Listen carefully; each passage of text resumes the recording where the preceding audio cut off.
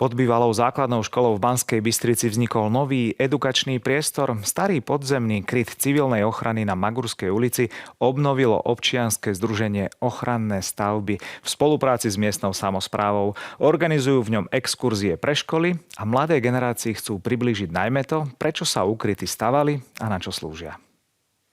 Tento úkryt patrí do kategórie odolných úkrytov. Mesto Banská Bystrica má aj na základe zákona o civilnej ochrane povinnosť vzdelávať obyvateľstvo v tejto problematike civilnej ochrany a nejako pripravovať týchto ľudí na následky mimoriadnych udalostí. Vlastne v roku 2023 nás oslovilo občianske združenie Ochranné stavby, kde vlastne v priebehu toho obdobia vznikala nejak začiatok tej spolupráce. Snažili sme sa zvoliť taký úkryt, ktorý by bol kapacitne vhodný. Nachádzajú sa tu dve veľké miestnosti pre ukrývaných. V jednej sme zriadili prednáškovú miestnosť a v druhej máme zriadenú stálu expozíciu materiálov civilnej ochrany. Exponáty tu máme rozdelené do niekoľkých kategórií, ako napríklad spojovacia technika, dozimetrické prístroje, zdravotnícky materiál, filtroventilačné zariadenia. Tieto exponáty sa nám podarilo získať v rámci našej historicko-bádateľskej činnosti, ako chodíme po úkrytoch po celom Slovensku. Zároveň materiál sme získali aj z rôznych búrz alebo z rôznych bazárov.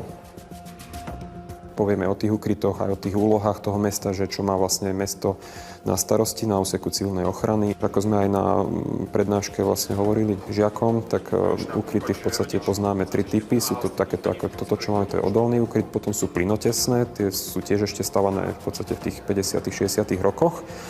A potom sú tzv. Ukryty budované svojpomocne, čiže v podstate akýkoľvek podpivničený priestor, ktorý je aj v rodinnom dome, sa dá využiť. Tento úkryt je vlastne z pohľadu tých stavieb ten modernejší. Tento konkrétny, v ktorom sa nachádzame, bol postavený a skladovaný v roku 1993. Je stále funkčný. Tá kapacita tohto konkrétneho úkrytu je 550 ľudí. Keď sa vyhlásoval poplach, tak bola takáto ručná siréna.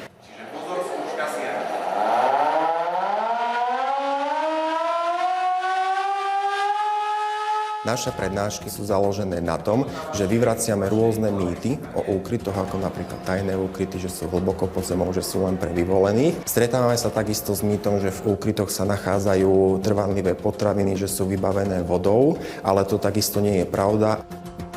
Je veľmi dôležité informovať žiakov o tom, že sú možnosti úkrytu, keby nastala nejaká náhodou vojnová situácia u nás na Slovensku, čo všetko tu nájdú, aké vybavenie, ako sa majú správať v úkryte. A taktiež sme získali skvelé informácie, čo všetko si majú doniesť do úkrytu a taktiež sme sa dozvedeli, že úkryty slúžia len na krátky čas, to znamená 3-4 dní a potom by nás zachránili záchranné zložky na Slovensku. Najviac ma zaujal ten šifrovací stroj, alebo teda predchodca mailov. No a taký, čo som sa dozvedela nové, že napríklad som nevedela, že v Európe, vo Zvolenie, bol tiež v tej garáži taký veľký podzemný kryt. Keby sa niečo stane, tak potom možno človek aj vie, čo má robiť. Takže určite odporúčam.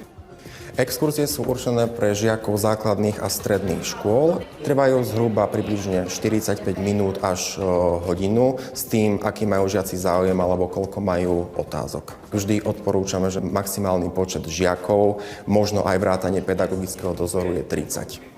Kedysi dávno vlastne aj fungovali nejaké hodiny brannej výchovy, aj sa žiaci zúčastňovali na nejakých branných cvičeniach. V súčasnosti táto téma je trošku taká už dosť v úzadí, ale je nemenej dôležitá aj z toho titulu, že vždy je sú nejaké hrozby, či už prírodné katastrofy, nejaké havárie, prípadne vojnové konflikty a ľudia by podľa môjho názoru mali byť vždy mať tie základné vedomosti.